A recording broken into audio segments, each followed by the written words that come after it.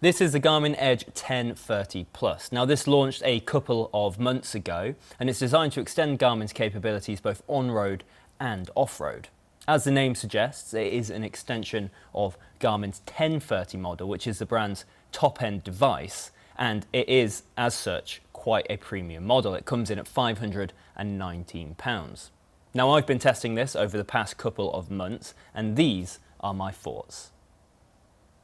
Now, as I always do with these reviews, I'm going to start by taking you through what you get in the box. So I'm going to take the lid off. Now, straight away, you get the device, and as you can see, it is the same size as the old 1030 model, so they haven't changed any of the dimensions. And you lift off this cardboard lid, and you have the out front mount, charging cables, loads and loads of rubber bungs and mounts to put it on handlebars, and some additional little rubber bungs to help the out front mount fit to a variety of handlebar standards. So pretty standard stuff that you get in the box. Like I said, all of this costs £519. It is available as a bundle with a heart rate sensor and additional cadence sensors as well, but that does cost more money. So now it's out of the box, I'm just going to describe a little bit about what the 1030 Plus is meant to do, as well as some of its sort of flagship features. So it's really designed to increase Garmin's mapping capability. So the biggest update to this is it now features much wider maps. You get both the UK and the US regions as one, as standard when you buy the device. It also has a host of navigation improvements to its turn-by-turn navigation, including for off-road, and you can even pause and continue your routing, which you've never been able to do before. So setting up the device. Now this is something that I'm really excited to go into, and that might sound a little bit strange because usually setting up your new computer isn't the most interesting task. But that would be wrong. The new Garmin 1030 Plus features this great new feature called Intelligent Activity Profiles, and this is really cool. So basically, if you're running the correct software on either your Garmin 1030 or your Garmin Edge 830, the new device can now port across your previously set up activity profiles straight onto the device. That means no more having to spend an hour fidgeting around, putting in your data fields, and then going to ride the bike to make sure they're set up how you want. You'll basically get exactly the same as you had on your other computer brought straight across. Now the reason I'm so excited about this is because in my last review of a Garmin device, the Garmin Edge 1030, I said this: it'd be nice to see Garmin have a system where you can auto-download the features and setup from your other Garmin devices, just like when you restore an iPhone from iTunes. So I don't know if Garmin were listening to that or if they thought the same thing, but now that is exactly what you can do when you set up the 1030 Plus, and it's really cool, and it makes life a lot easier. You can genuinely set this computer up in less than 3 minutes now, instead of roughly the half an hour that it took before, and it's probably the biggest and best change that Garmin have made to a device in a long time. Now that's not to say I kept everything the same when it came across. Because of the bigger screen compared to my Edge 830, I have since made some adjustments, but it's a really good place to start from, and it makes it much easier to do. So if you don't have another Garmin device, it will port across the most used activity profiles from Garmin Connect, and that sort of gives you a line of best fit for how you'd want your computer to work. So when it ported across all of my data, it was pretty much perfect except for just a couple of things. The temperature was in Fahrenheit rather than Celsius, which is different to what I would usually do, and likewise elevation was in feet rather than meters. So the device has a 3.5-inch display, which is exactly the same as the previous 1030, and it does make it the biggest device that Garmin do, and I would describe it as an absolute unit, really. It's much bigger than even the 830, which is the other device that I use. And when you put it on your bars, the first time you ride with it, it looks absolutely massive stuck off the front of your handlebars.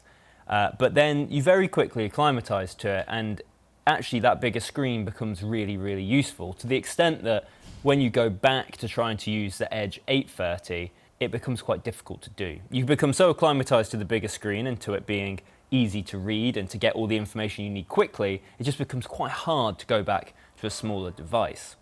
What is interesting is that Garmin have changed the total design of the computer from the 1030, and it now is very much in line with their other devices. Pretty much every Garmin computer now has this black bezel and sort of black and grey plastic body, whereas previously the 1030 had a bright white body, which was a little bit out of keeping with the rest of Garmin's line. So it looks pretty sleek as well when you stick it on the front of your bike.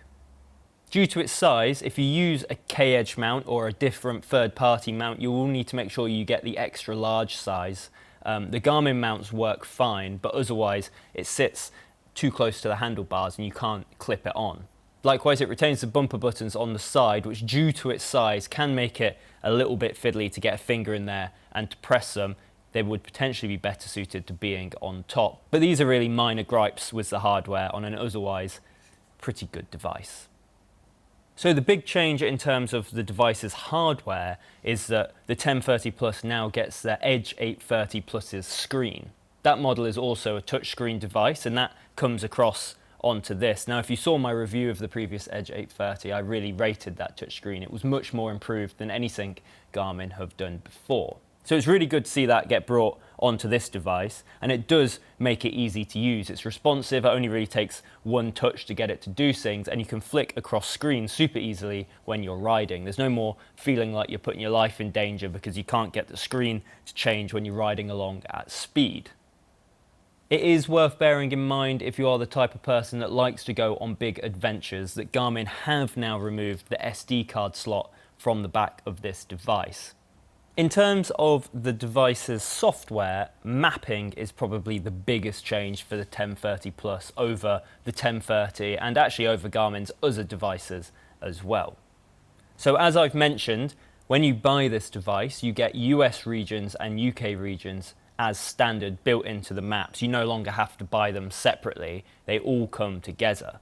Which is really good if you're the type of person that likes to go away with their bike. If you're American, you no longer need to buy European maps separately. And if you're European, you no longer need to buy North American maps separately. You get them all in one place, ready to go. Garmin have also tried to expand their off-road navigation. Now, I've said that I think this probably comes from direct competition from the likes of Wahoo, Element, Roam. So it's really good to see Garmin stepping up to the plate and offering some new features that their devices haven't used before. So this computer does do, as you would expect, turn-by-turn navigation, which is where you plot a route on Strava or Garmin Connect or Komoot or whatever your software might be, and you put it onto this device, and then it can tell you which turns to take, and it flashes up on the screen.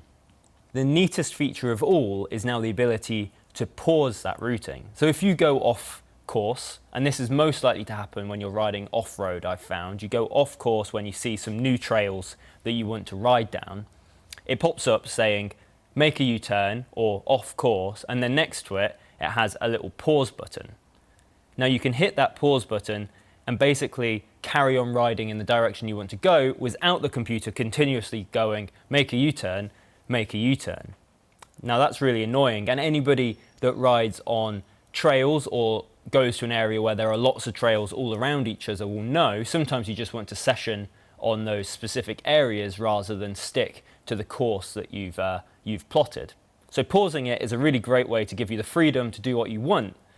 Now, what happens when you want to go back to your course? Well, this also works really well. You press play, and then it will pop up with two different screens. It will say, carry on as you are, basically, or it will say, route me back to the course, and usually it will give you a couple of different options. So it can route you back to where you left the course, or it can route you further on at the most convenient route, and then it will tell you how much of your route you're cutting out and how close to your home you're joining again. The biggest update, though, and this is really exciting, is pinch and zoom. Now, previously this was something that you could only do on your mobiles.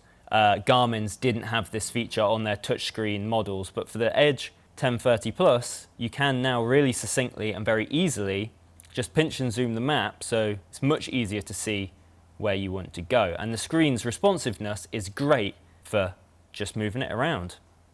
Now, previously I've said that if I ever got lost when out on my bike, like really lost, I would be much more likely just to reach for my mobile phone and open up Google Maps than I would be to try and navigate myself home on the cycling computer.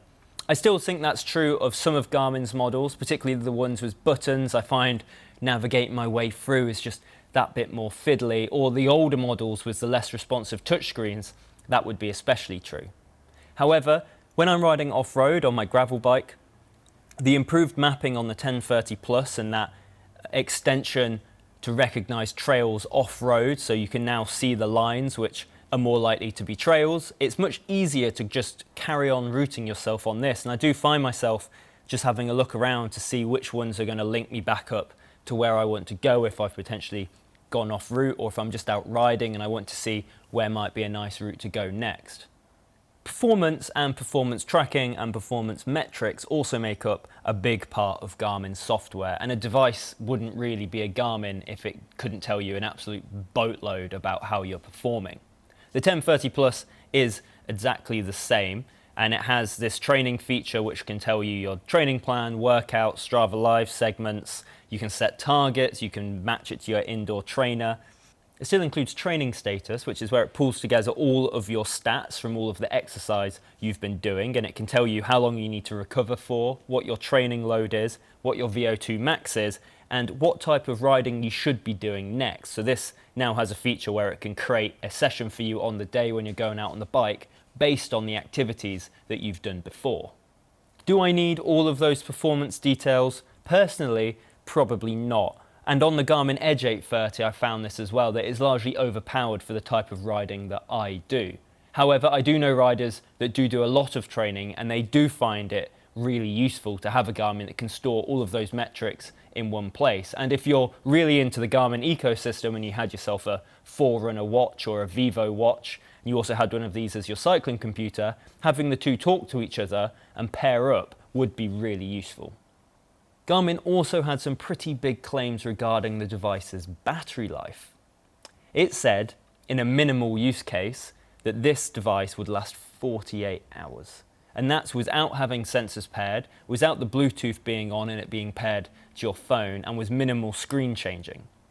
In a high use case, they claimed that it would last 24 hours. That's with mapping, sensors, phone being paired, and lots of screen swapping. Now, I recently completed a 210 kilometer ride with this device, and it had sensors paired to it, including a heart rate sensor. It was doing mapping of the course, and it had my phone paired to it for live tracking, and it used 45% of the device's battery, and that was over close to a 10-hour period of time that the device was awake for. Now, it's hard to tell how that would match up to Garmin's 24-hour claims, but I would say that that's pretty good. And then I got another 2 or 3 days of smaller riding out of it before charging after that. So there you go, that is my review of the Garmin Edge 1030 Plus, a device that now has far improved navigation, mapping, and a much improved touchscreen. But whether you can justify the cost will come down to whether that alone is enough for you to drop £519, or whether you think you'd benefit from the performance data collection that it also can do. Now, if you have enjoyed this review, then please do give it a thumbs up and subscribe to the Cycling Weekly YouTube channel. It really does help us out. And if you have any questions about this Garmin or any other Garmins, then do let me know in the comments section below. Now, I'll be back soon with some more great content, and I'll see you then. And you have the out front mount, charging cables, loads and loads of rubber bungs and mounts to put it on handlebars, as well as a... They're not meant to have a second mount.